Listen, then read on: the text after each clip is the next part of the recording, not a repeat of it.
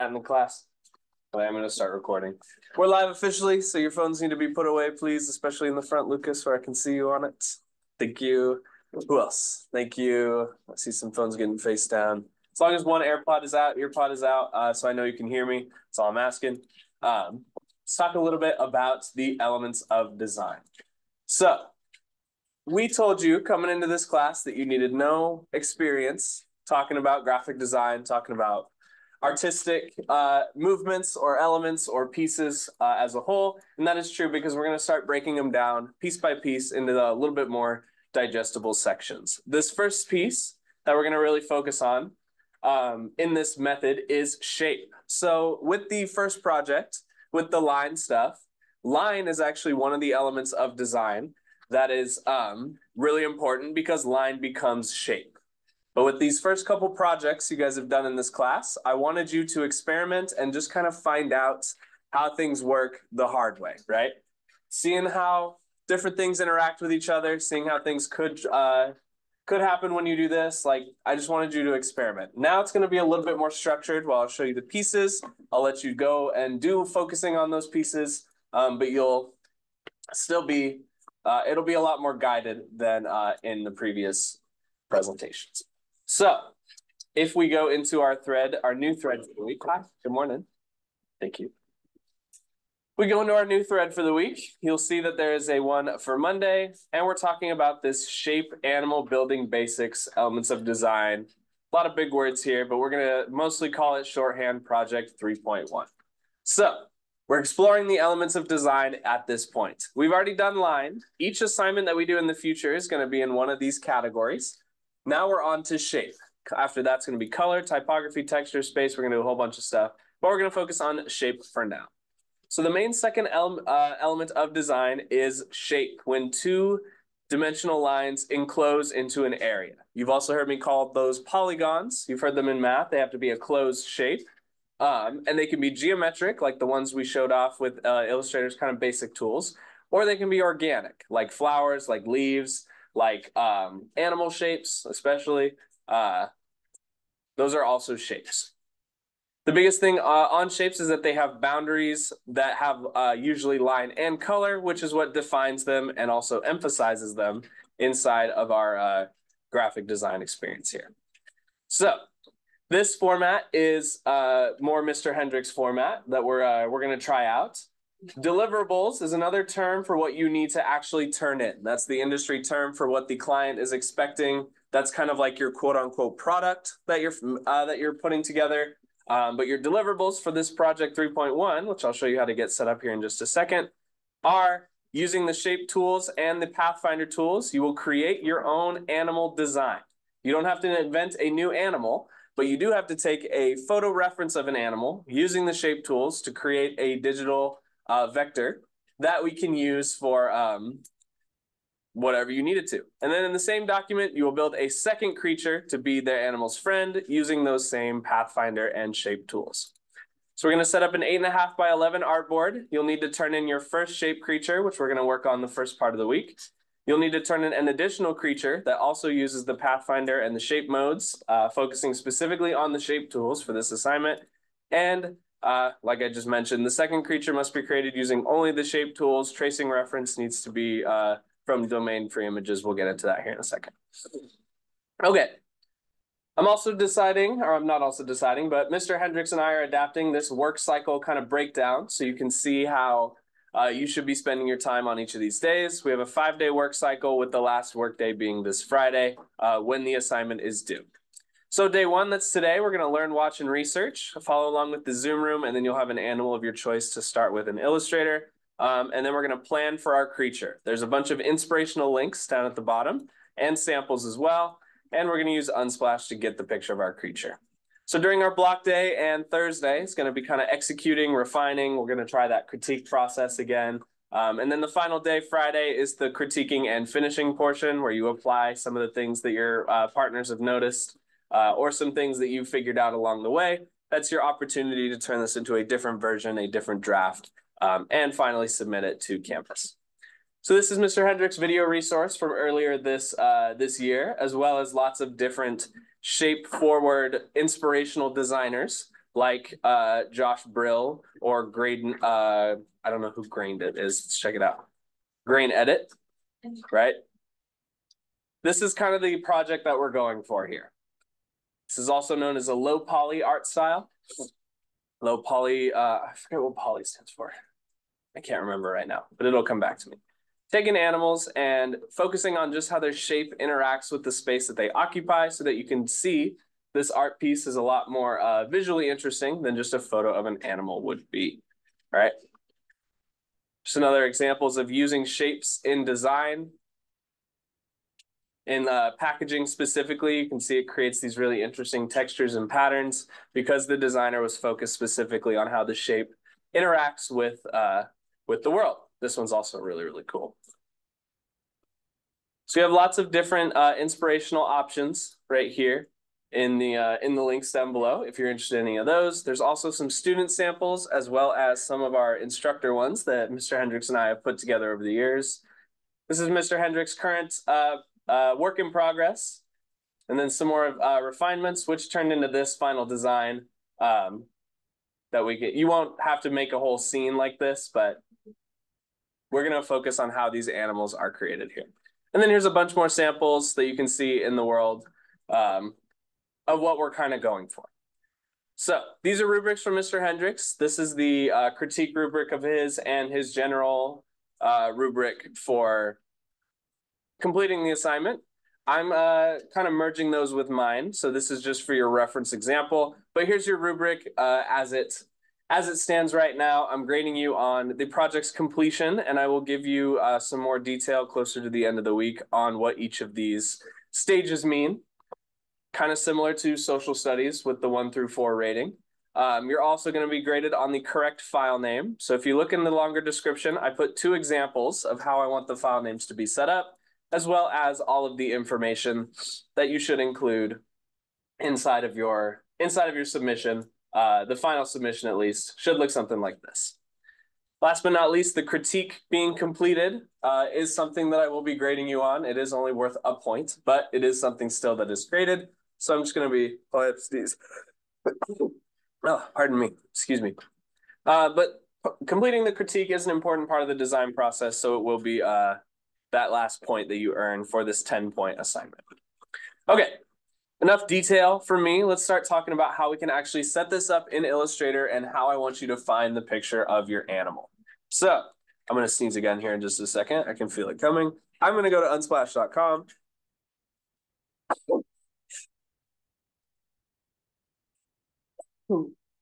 Oh, goodness, excuse me. Okay, so Unsplash.com is a royalty-free Creative Commons buzzwords that mean free to use and you won't get in trouble website for images. So anything that you see on Unsplash that doesn't have this Unsplash plus or this little kind of plus icon in the top left is free for you to use. So for example, when you're thinking about what type of animal you want to turn into your final version, there's 2 different ways that you can approach this. You can look at an animal that you think would be simple to recreate. Something like a worm doesn't have as much complexity as like a fish or a cat does. Or you can choose your just your favorite animal that you would like to vectorize. Similar approach of vectorization. The choice is ultimately yours. You can go for a more simple direction, like this bird doesn't have a lot of shapes going on, or you could do something like a lion that has a ton of different pieces that make up what could be seen as a lion. So I'm really into birds, so I'm going to just, on Unsplash, search for birds in general. You can search for a specific type of bird, but what I want you to look for is how that bird is made up of shapes, or how that shark is made up of shapes, or how that lizard is made up of shapes, right? This bird's going to be really easy because it's nice and rotund. It's got a lot of roundness going on here. Or I could choose something more complex like this parrot or macaw. I don't know which one it is exactly. I could do something more complex that would create a much more visually interesting result, but this would also get the job done. So I think I'm going to do, I'll do one of each. We'll start with the simpler bird, and then we'll go to the more advanced bird. Okay, so from Unsplash, there's a nice green download free button right here. This is going to, when you click on it, download at the highest resolution available so that you don't end up losing quality on your animal of your choice. So I'm going to click Save File, and I'm going to put it in my OneDrive, my graphic design folder. Oh, I got to get there real quick. I'm going to make a new folder for PROJ 3.1. You do not have to do this, but as long as you know where your stuff is saved, I'm going to click Save on that, and then it's going to be downloaded to my computer. I'm going to grab that other one as well, so you have another example. When you find an animal that you like or a picture that you like on Unsplash, remember we're focusing on animals for this assignment, you click the big green download free button, and it's going to ask you where to save it. If you just saved the other bird to your 3.1 folder, it's going to automatically take you back there. But if not, you can always click on your OneDrive Issaquah and then find your way to your graphic design folder, and then click Save so that you get that nice high-res JPEG in your OneDrive. So once you've chosen an animal, I'm going to start with this simpler, rounder bird. Once you've chosen an animal, we're going to make our way to Illustrator. I've already had mine open. You're going to click on New File and go straight to this Print section right here. So when you click on Print, we're going to focus on letter or A4 because we're delivering a 8.5 by 11 inch document. We want it to be the size of a sheet of paper. I'm going to go letter, and I'm going to change right here. The only thing you need to change, two things. Change points to inches, and then change CMYK to RGB, okay? And then you can leave the rest as it is and click on Create. So that's going to give us our 8.5 by 11 8.5 by 11 artboard that we can place our bird image within, so we can start looking at how the basic shapes make up the creature. Okay, so I'm gonna, hold on. This is supposed to be attached to the side here. There we go. All right, so I'm gonna go File and then Place, the same way that we did with our sketches, the same way that we did with our all of our stuff thus far. So let me go into first period graphic design. There's my PROJ 3.1 folder. There's my bird. You could check this box that says template and skip the step that is double clicking on the layers panel. But that doesn't give you the availability to resize it by default. So I'm going to click Shift and drag, resize this, but it's not the right size. So I have to untemplate this real quick so I can resize it. So the process is the same. We're just resizing, getting our bird on the entirety of our artboard. Yours doesn't have to be a bird. That's just what I'm doing. Okay, Alt scroll to zoom in, hold the space bar to click and drag, move around in the Illustrator workspace. Then we're going to double click and set that back to a template. Okay, now that we have our template selected, there's a little bit more setup that I want you guys to think about on the workspace side of things. If you click on Window, Window has all of the tools that Illustrator has to offer in alphabetical order, and we're going to pull open the Pathfinder. Okay, just leave the Pathfinder kind of floating. We used this in, I think it was the mountain logo. We're also going to pop out the Transform panel. When you open a window, sometimes it'll have these tabs that are connected to it. You can click around to the different tabs, and you can also separate those tabs into their own windows by just clicking and dragging. And then we have 3 separate windows for Align, Pathfinder, and Transform. But I'm going to have the Align panel and the Pathfinder panel out to make things a little bit easier. And I'm also going to, Mr. Hendricks pops out the transparency panel, but I'm not going to do that, so you don't have to. We have our bird set to template here on our layers panel. You can see that it's the double click to be the template file. If you click and hold on the shape tool, right, to get access to your other shapes, click and hold on that rectangle to get access to the other shapes. There's this small bar right here that when you click on it, pops open your shapes into these just quick little buttons that makes it a lot easier to select, especially for this assignment where we are focused on shapes. So this is what my artboard is currently set up like. I have my Pathfinder window and I have my Align window because I separated the Align tab from the Pathfinder group up here. And then I also clicked and held on my shape tool and on this little sidebar to pop out my my shape buttons so I can easily start thinking about how this bird is made of shapes.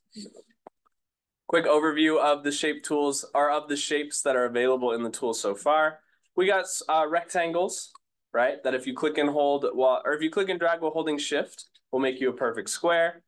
Next to that is rounded rectangles, which you're not going to believe, but they actually are rounded on the corners. And then if you use the arrow keys, you should be able to. Can't really see it. There we go. So if you hold the up and down arrow keys, you can actually change how rounded the rectangle is. Like I'm holding the down arrow key, for example, that's going to make it sharper into a pointier corner. But if I hold the up arrow key, it's going to round off those corners and make it a lot more circular, a lot more rotund, or a lot more kind of like pill shaped. So think about that while you're using the rounded rectangle tool for this assignment, which it's not. There it goes. Okay. There's also the ellipse tool, which we're familiar with. If you click and drag while holding shift, it makes you a perfect circle. And then there's also the polygon tool, which by default makes, I think it's an octagon. But if you use your arrow keys, your up and down arrow keys on this, you can increase or decrease the number of sides all the way down to a triangle is the lowest that you can go for. Square, pentagon, hexagon. What's after hex? A septagon and then an octagon, right? Anyway, that's the polygon tool. Same thing with the arrow keys. You can change the amount of sides that pop out by default. Okay, just delete that. There's also the star tool. Same thing happens here too. You can use the arrow keys to increase the points on the star. If you're doing something like a star-nosed mole, or I don't know, maybe you're making like eye details or like a peacock feathers, right? The star tool, you can use the arrow keys up and down to increase the points on the star. By default, it has 5. You can also go down to a triangle on this, but it's kind of like got these little divots in a way. So, and then the last thing is the flare tool, which I don't really know how it works exactly. It is hard to use in a graphic design sense, but just so you're aware, that's what the flare tool does here. Okay, so that is the breakdown of the tools so far, but it doesn't make a lot of sense why I'm going through each of the details on the tools when you're not sure what the actual assignment is. So for this assignment, use these shape tools. We'll get to the pathfinders later in the week, but focus on just using these shape tools to start kind of laying out how you're going to turn this bird from an image into a into a Illustrator file. So I'm going to take my circle tool to start, and I'm just going to kind of start to lay out how this bird is made up of circles, right? You can set the fill by double clicking on the solid white square to none. So you can see how the circle is affecting, or how close the circle is to whatever shape you're trying to make. And your guys' job is to start thinking about how these creatures are made up of these basic shapes, just sticking with these ones for now. So I'm going to make another circle for this head section, something a little bit more oval. Press V on my keyboard to get the move tool, and then I'm just going to adjust my circles. And I'm thinking about how can I start kind of building a puzzle of this bird. I'm going to close out of this. Dismiss. How I can start building my creature out of these basic shapes. So I know the beak and the tail feathers are more triangular. So I'm going to take my polygon tool, click and drag, but I'm going to press the down arrow key until I get a triangle. And then I'm going to press my selection tool, or V on my keyboard. And I'm going to start thinking about how I can get this tail feather a little bit closer. So a lot of this is just figuring out what types, a lot of this first part of the day is figuring out what types of basic shapes are going to make up your creature's pieces. You can see why now a little bit, why I chose to go or to start off with this more simple breakdown, right? Because I just want to see how these different shapes make up this creature. Okay, that's the star tool. I don't actually want that. My polygon tool, since I set it to triangles, when I click and drag, is going to make another triangle. It's going to leave at whatever the settings you left it at is going to be what happens by default the next time you use it. So I'm just going to make another triangle here for the beak. Press V on my keyboard to get my selection tool, or you can click up here on the top left. I'm gonna click and drag my triangle and then just resize off the corners. You do not have to hold shift because we're trying to match these features up, right? I'm looking for the points on the beak. I'm looking for the curves on the body. I'm just kind of generally trying to see how I can use basic shapes to kind of reverse engineer this bird so far, okay? Let's get some legs. Maybe not legs, actually. We'll just focus on the body for now. So there is a little bit of contour right here. So I want to just use the circle like this. Put another circle for the headspace right here. Kind of rotate how those curves can move. Press V on my keyboard again to get the selection tool. Okay, and I'm just laying out the pieces of my creature right here. I'm going to set the circle around the eye and then double click to add a black fill to that so that I can see, double click on that, click and drag to go in the corner, click OK, right? I'm just thinking about how these basic shapes make up the pieces of my bird here. If I were to turn off my sketch layer, it's going to look like a very abstract piece of art, but it will be making up the same sort of shape language that the animal takes up. So you guys can get started with importing your bird, or not, sorry, importing your animal and starting to break down its basic shapes. Once you've got an animal chosen, I'm going to do another example of the same setup process with the more complicated animal, so you can see how I'm approaching, how I'm thinking about this animal's build. But before I do any of that, I need to save my work. So I'm going to go File, Save As, and it's going to be in the same place that you place the images from. You can check this thing up here called the path. It says OneDrive, and then 2023, Semester 2, Graphic Design 1, Project 3.1. I'm just going to call it 3.1 WIP for work in progress. My caps lock is on, so work in progress. And then I'm going to put my initials, just so that I know that this is not the completed version yet. Click OK to save that. Now whenever I hit Control S, it's going to have, I'm not going to lose my work so far. So from the top, File, New, click on Letter, click Create, close any of the pop-ups. It's going to have the same windows that you popped out. You don't have to do this. It just helps to have the tools all in one spot. But then I'm going to go File and Place, find my second bird or my second creature, place that on there, quite a bit larger. So I'll scroll to zoom out, hold shift, click and drag to make it smaller so that it fits on my 8.5 by 11-inch artboard. Get it inside of the white space here.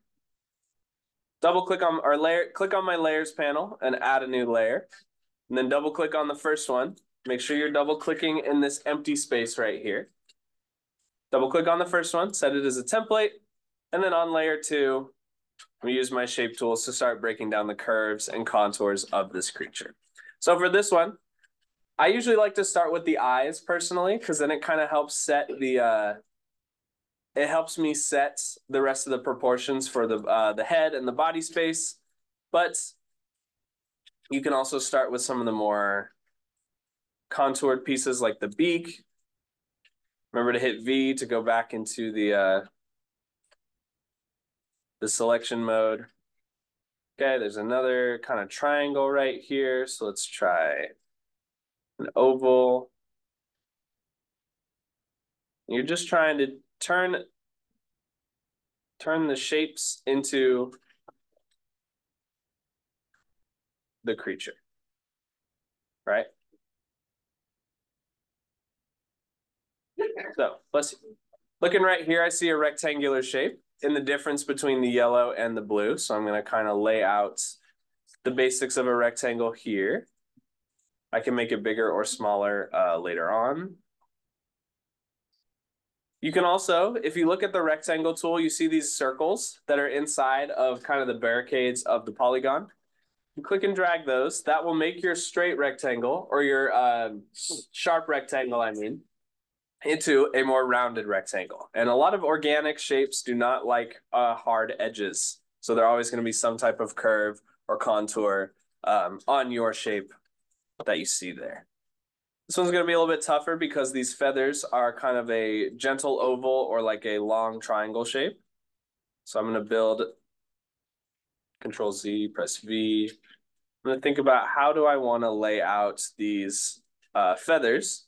I can hold Alt to click and drag to duplicate. Okay. How am I going to think about laying out these feathers in a way that focuses on their basic shape more than anything? So we can also go up here and look. This bottom beak looks a lot more triangular than the top beak does. Top beak has a lot of quite a bit more curves. I'm going to take my triangle, Control, press V on my keyboard. You can also round a triangle, kind of fill in that space, right? We're just trying to build our creature out of basic shapes. Shrink this guy down. Do some just small adjustments. And that's the purpose of today. Is to get your creature imported, start thinking about how it's built out of basic shapes like this, and get your work saved so that we have something to work on for this week. So I'm going to save this again by just hitting Control S. Since I haven't saved it at all yet, it's going to pop open the Save As menu. 3.1 whip underscore BB, underscore BB. This is V2, so that there's a difference between my Illustrator files. And I can tell how these birds are going to be translated into more basic shapes. All right, so your goal for the day is to have a animal created, a file or an animal chosen, downloaded, a file saved, and to start thinking about how it's built out of basic shapes like this. Cool. Thank you guys for listening.